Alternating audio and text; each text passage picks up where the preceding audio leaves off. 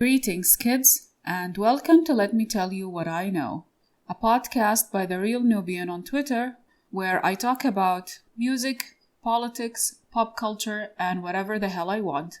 Basically giving you my 2 cents that nobody asked for. Welcome to episode 5, and it's my birthday. Actually, it was my birthday 2 days ago, on Thursday the 15th of October. I turned the big 39. It's not the big something, it's 39. I decided to share with you 39 things that I have learned in the past 39 years. Actually, that's not true. Most of these things I've learned in the past 10 years. So we can change the title to 39 things I learned by the time I turned 39. Take a shot every time I say 39. I don't think I'll say 39 anymore in this episode, but this is the last 39. I promise you. No more 39s. Okay. All right. So, I tried to sit down and write a list of 39 things that I have learned by the time I turned 39, and here's the list of 39 things. Okay. First of all, my 30s were better than my 20s. And let's face it, in this day and age, you probably graduate from college, start your career, and maybe start a family in your 20s. And you're struggling to figure out your place in life, how your career is going to go, what do you want to do with your family. Your finances are a mess unless you're rich and have a trust fund or something. Or a hustler. Okay, so your finances also need work. And you're processing your childhood struggles. Maybe you have some trauma you need to work through. Maybe you finally got into therapy. So they used to give us an impression that the 20s are the prime of life, where you're the happiest and the strongest, the healthiest, etc. And I don't think that's true at all. You get to know yourself when you're in your 20s. And by the time you start barely figuring stuff out, you're already 30. And then you start enjoying a better financial place than you were in your 20s. Maybe your family life is starting to stabilize. You know what you're doing with your career, etc. So generally, I would highly recommend the 30s. Okay, so this is number 1. Number 2, you never stop learning. And this is such a cliche. I get it. I understand. However, a lot of people are under the impression that they know it all. We commonly see this in teenagers. I was such a know-it-all teenager when I was a teenager, obviously. And the older I get, the more I realize that there is shit in this world that I don't know anything about. So you never stop learning. And the moral of this point is not that you never stop learning. It's such an obvious thing to say. But you have to learn to keep your mind open for correction, for education, for learning, because you don't have a universal human experience. Other people have experienced different things from you, and you meet new people every day, especially in the time of the internet. I don't think our ancestors or parents or grandparents have ever had this experience. You needed to travel to far away places to meet people with different experiences. Well, now it's at your fingertips on your smartphone or your computer, etc. So you never stop learning, but you have to open your mind to learning. Okay, number 3, don't be so hard on yourself. And this I have learned the hard way. The really, really hard way. I grew up with a parent who was very demanding. Academically, socially, you had to look your best, act your best, never show your emotions when you're having a mental breakdown, always have the best grades in your class, and it really messes with your mind. And then a lot of people who grew up with similar parents end up they continue the cycle of mental abuse on themselves. They always judge themselves very harshly. They always anticipate failure. They they always think of what other people would think. And over the past 5 or 6 years, I started teaching myself to appreciate what I'm doing and be proud of myself and not judge myself so harshly, especially when I find out that what I am doing is generally well compared to my peers or people in a similar situation. So that's point number 3. Point number 4 is that you don't always have to try your best. And here's why. We get taught this culture that you have to be on your grind, on 10, 24/7, competing with everybody around you. And imagine the burnout when you're functioning at 150% all the time. You don't have to. The world is not going to end and the sky is not going to fall. Give yourself some grace, as they say. Give yourself some space to do the bare minimum sometimes, and things will be fine. The trick is just to choose your battles. There are things where you need to do your best and be your best at all times, and there are instances where just doing the bare minimum is just fine. No one's gonna die. Okay. Next point. That would be point number 5. Writing things down will always make them feel better and not necessarily solve problems. But I found that, and this is backed by science, by the way, that journaling does help if you're struggling with something or you want to process an event that happened to you or come up with a solution to a problem that you're facing. Maybe take a piece of paper and a pen and start talking about it with the paper. Be honest. No one is going to read it. You can burn it after you're done.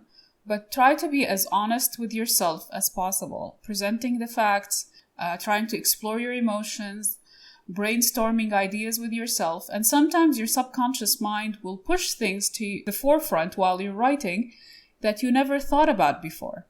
So writing things down will always make it better. Number 6, kindness. Kindness versus niceness. And this made me laugh because I remembered the Ellen DeGeneres situation that's been happening lately. In my assessment, I think Ellen pushed niceness more than kindness. She wasn't a kind person to other people.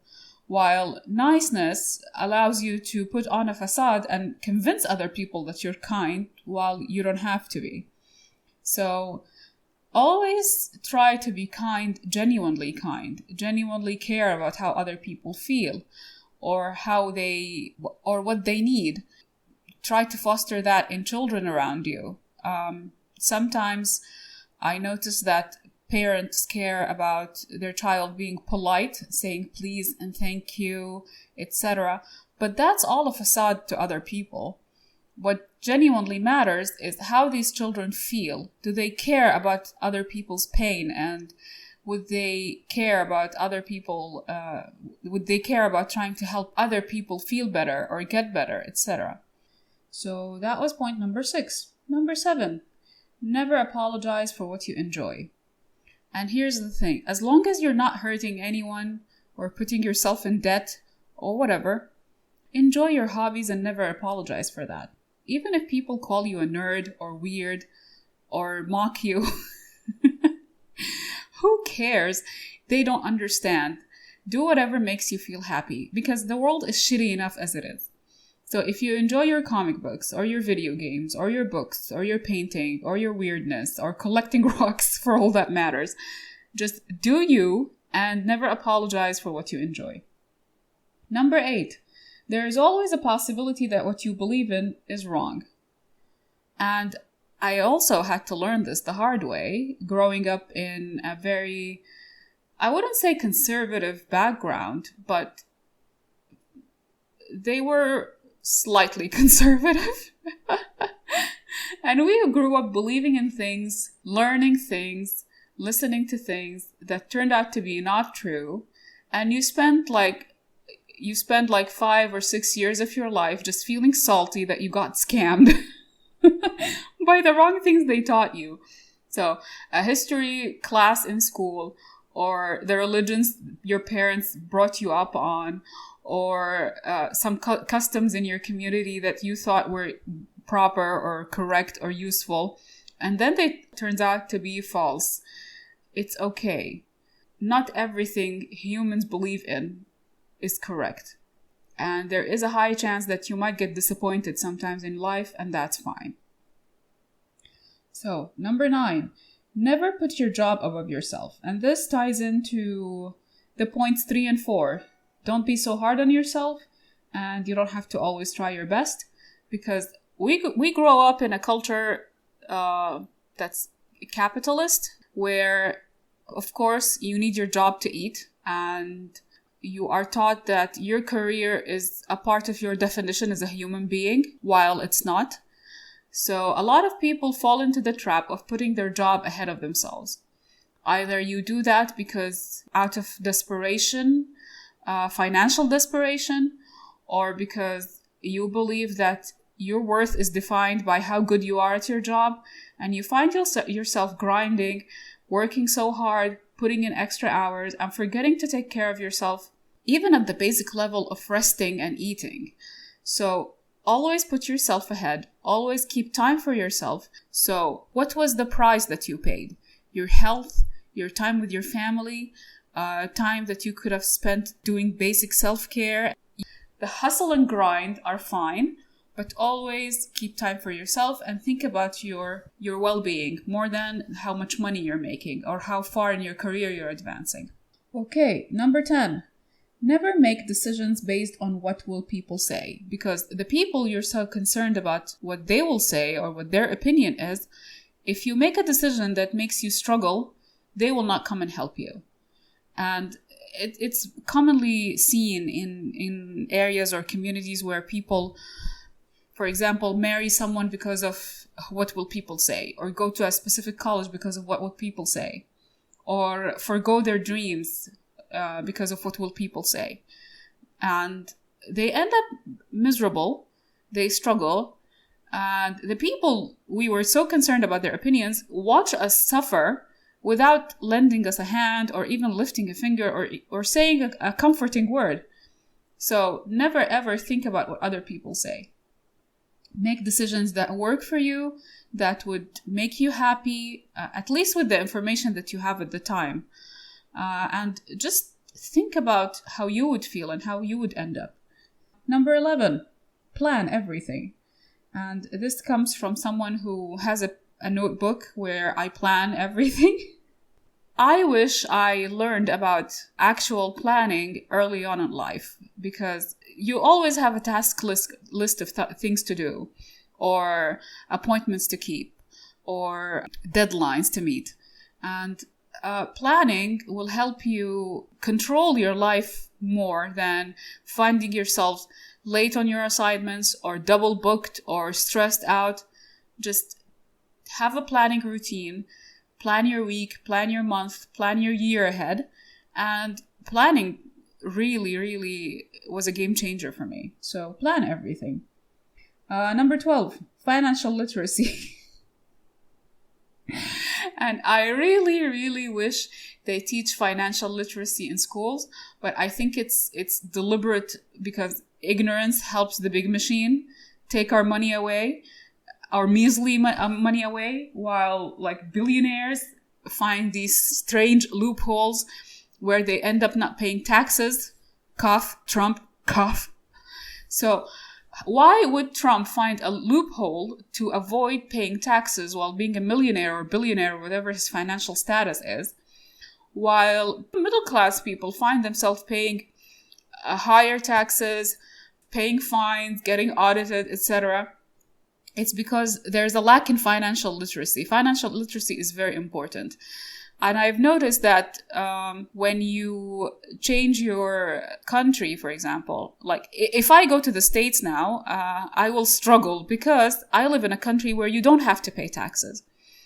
That's a long story. But anyway, you still need financial literacy, of course, to learn budgeting, saving, managing your grocery shoppings, etc. But then if I move to the United States and have to pay taxes, I will be so confused, and I'll probably try my best to hire an accountant, at least for the first few years until I get the hang of it. So the country you live in, it's important to learn what are the laws, What are the requirements for getting a bank account or a loan? When you buy something, do you have to pay taxes over it? Like for me, it's mind-blowing that, for example, in the UK, you have to pay an annual fee for owning a car, as far as I've heard. In the US, you have to pay taxes on the home you own. That's also mind-blowing for me. So financial literacy, get into it early. Okay, next. Number 13, lucky 13. No human is perfect. We all fail. Another cliche, but here's the thing that I wanted to talk about. You shouldn't think of yourself as perfect, so you wouldn't have unrealistic expectations out of yourself. And if you extend the same courtesy to other people, you will not be so disappointed. So expect a mess from other people and learn to choose the battle here again. What are your deal breakers? What would you forgive and what wouldn't you forgive? And then you will feel that your relationships are as riddled with disappointment as they used to be. So yeah, have low expectations. Okay, next point. It's better to help out a scammer than deny someone in need help. And here's the explanation. We live in a time where a lot of us go on social media and see GoFundMes or people asking for help. And a lot of smart asses out there will say, this doesn't look genuine. This doesn't look real. I went on digging on the internet and I couldn't find any evidence that this person genuinely needs help, blah, blah. And that's fine if you are that Sherlock Holmesy and can figure shit out. That's great. However, not a lot of us can do that. And you find yourself giving someone money or whatever, and then they turn out to be fraudulent. Now, a lot of people think, oh, I got swindled or lied to, and I'll never help other people online again, or I'll never donate to a GoFundMe again. And listen, how many people actually scam others when they go on a GoFundMe, for example? They're a minority. Well, a lot of people genuinely need help. If you can afford to help people, just do it and completely forget about it. You could have saved someone's life. This ties into the next point, which is never lend money, just give it away. I learned the hard way again that sometimes you lend people money and they never give it back. They actually fight you when you ask them to give it back. And I decided a couple of years ago that if someone asks me for financial help, I either can live without the money and I will just give it and completely forget about it, or I'll tell them I can't afford to help you financially right now.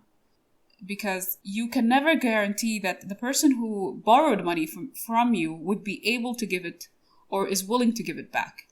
And then you find yourself counting on this money to come back to you and you're in dire straits. Either give it away or don't give it at all, okay? Now, next point. That would be next point, 16.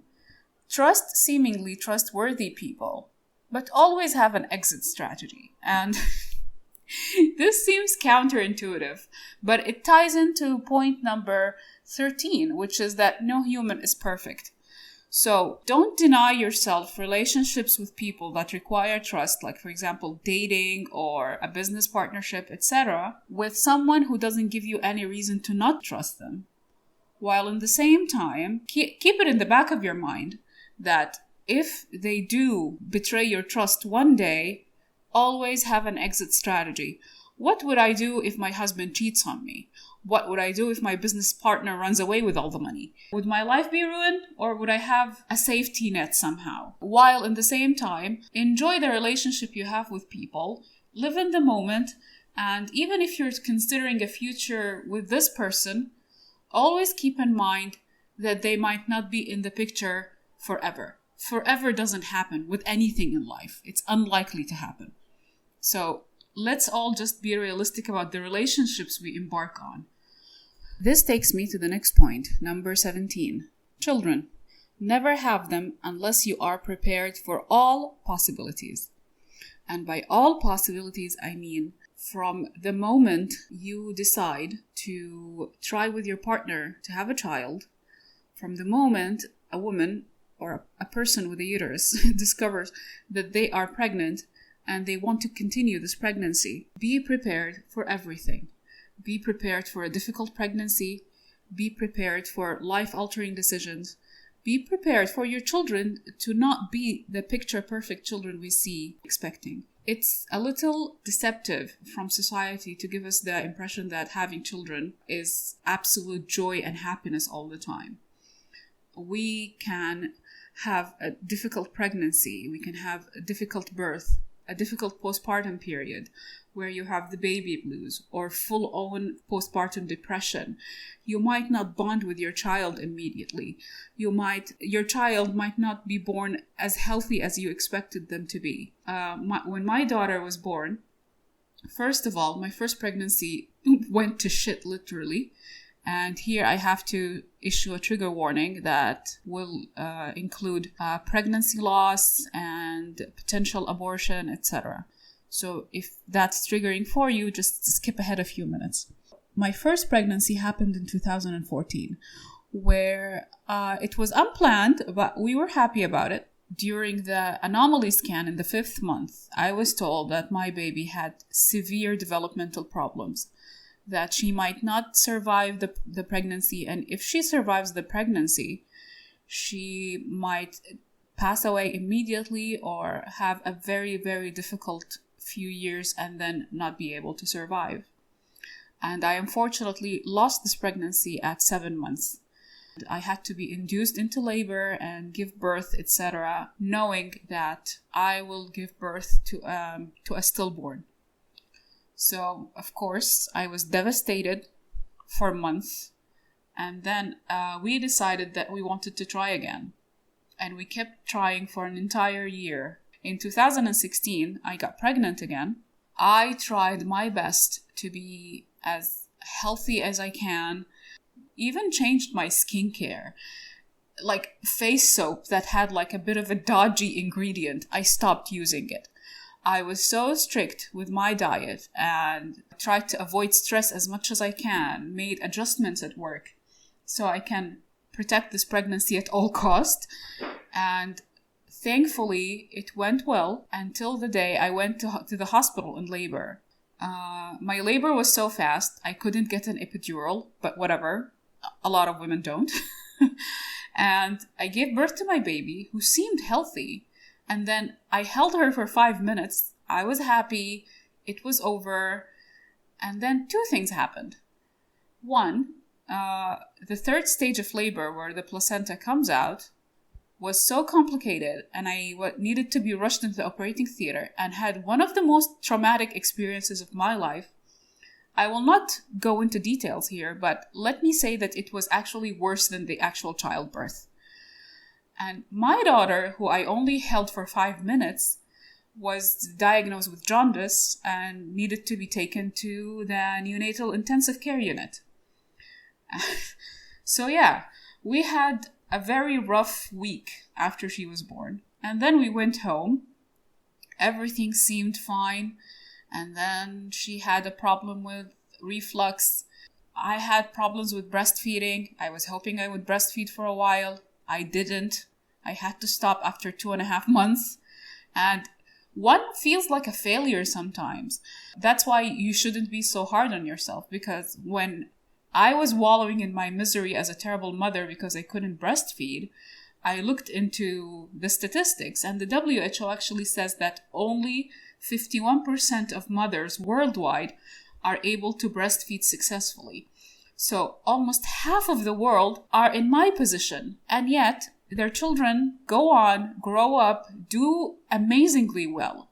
So I shouldn't be so hard on myself for something that I tried my best to do and I couldn't. And then your children grow up, and they're not the picture-perfect children that you might have anticipated. You might expect them to be of certain intelligence, they have certain inclinations. Your children, let's say, for example, you live in a quite the conservative, heteronormative society and your child ends up to be gay. Are you going to denounce your child or disown them? Of course not. You still love them and support them and take care of them no matter how they turn out to be. Your children might have developmental delays. Your children might have learning disabilities or have accidents in the future. Your children will make mistakes. If your teenager comes in drunk one day, are you going to flip out and disown them? Of course not. You will help them. You will hold them accountable. You will teach them how to take care of themselves and become responsible adults in the future.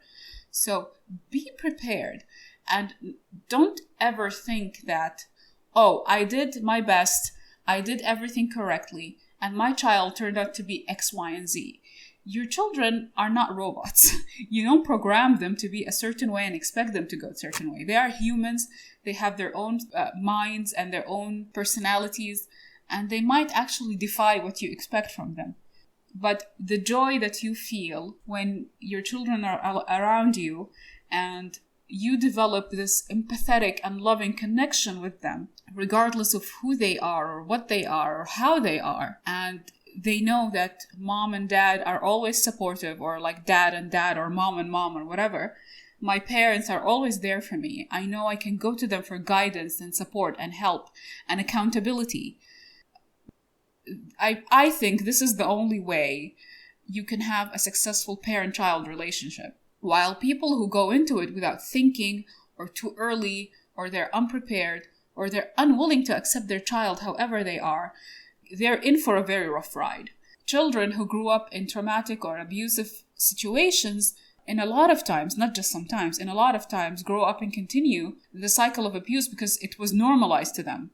Like, for example, our parents, they're from the generations where they thought that corporal punishment is normal.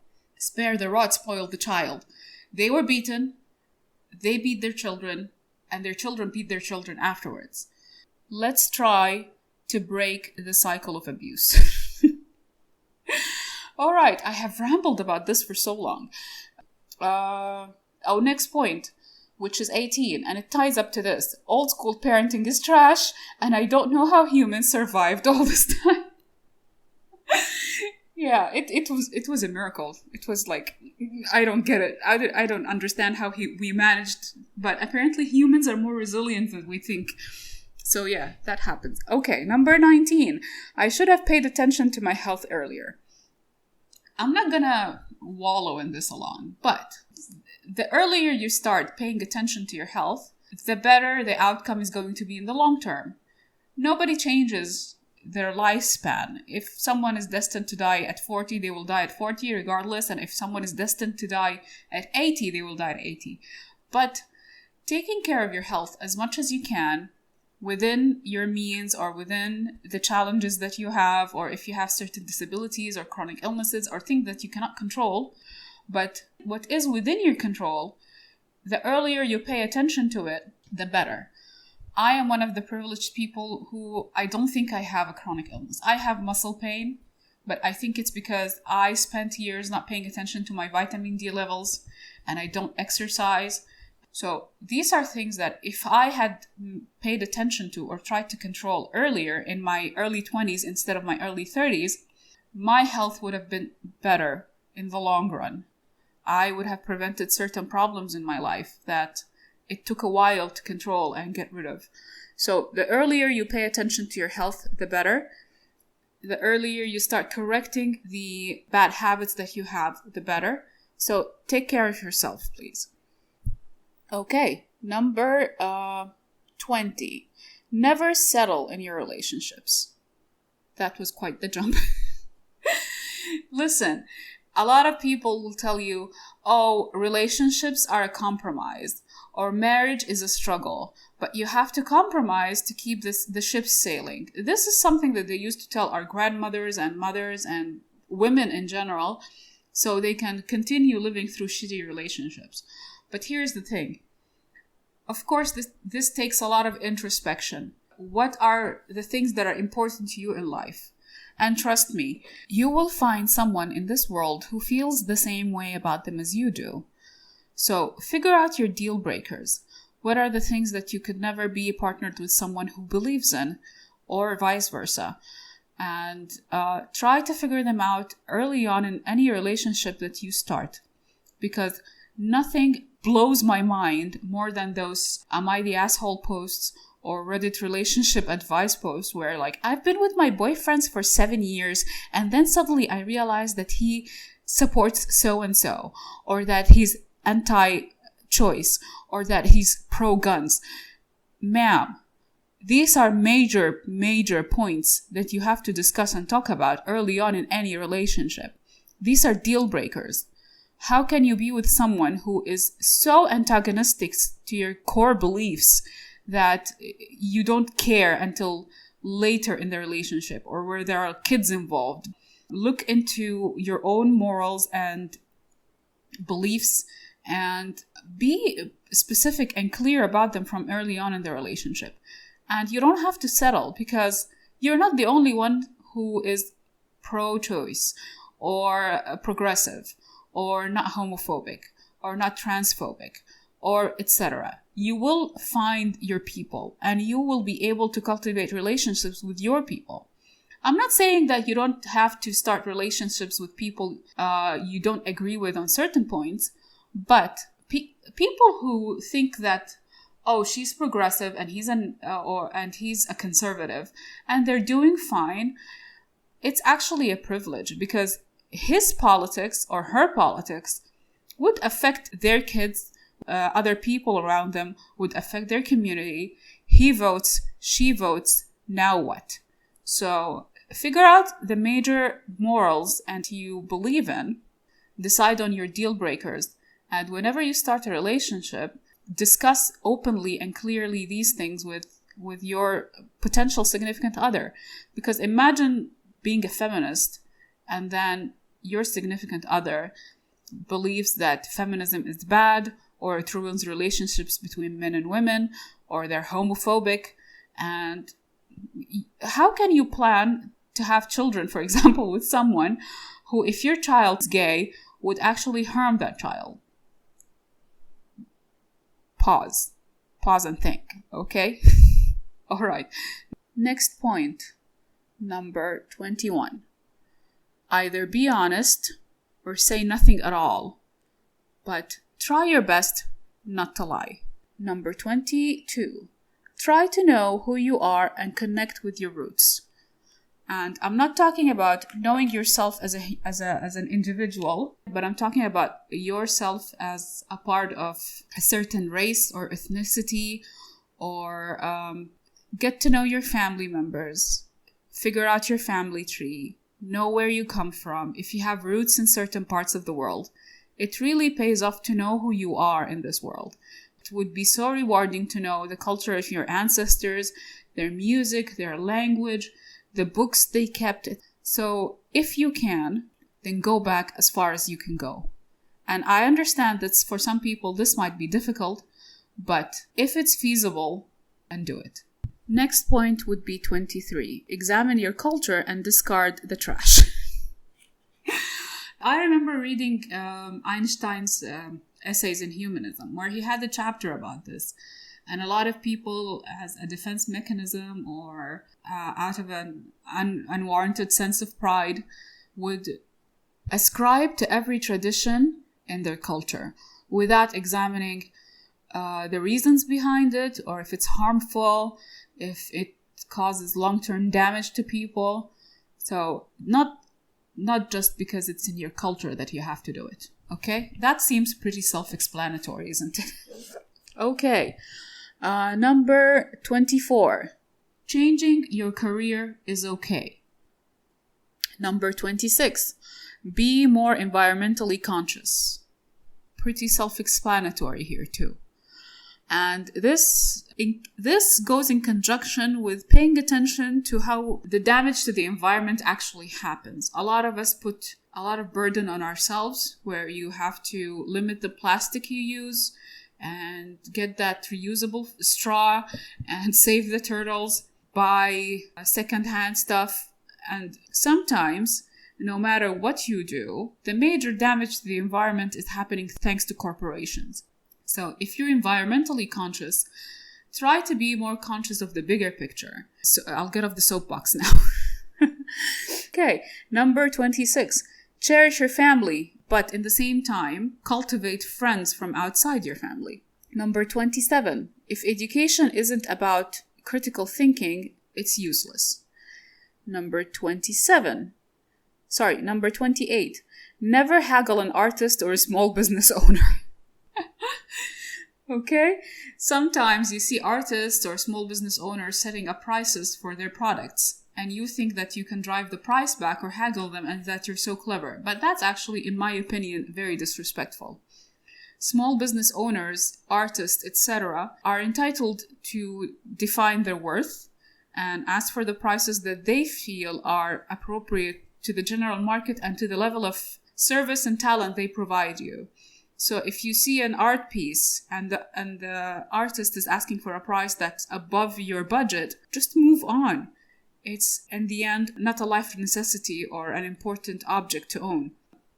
And a lot of people would haggle artists and small business owners trying to drive the price, thinking that's the clever thing to do. However, when they go on Amazon, they just click and click and click and pay. Jeff Bezos doesn't need more money, but a small artist will need to pay rent.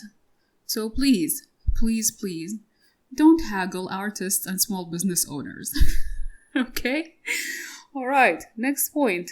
I stopped counting, by the way. I don't think I'll make it to 39 points, but let's keep going. Something that I have decided that is I will always be a feminist. And here is why. I don't think I'll ever go back to believing that feminism is bad. I have never thought that in my life, actually. But I will never change my mind about how equality is important. And I will always be an intersectional feminist. Next point. Always wear sunscreen. Another big jump.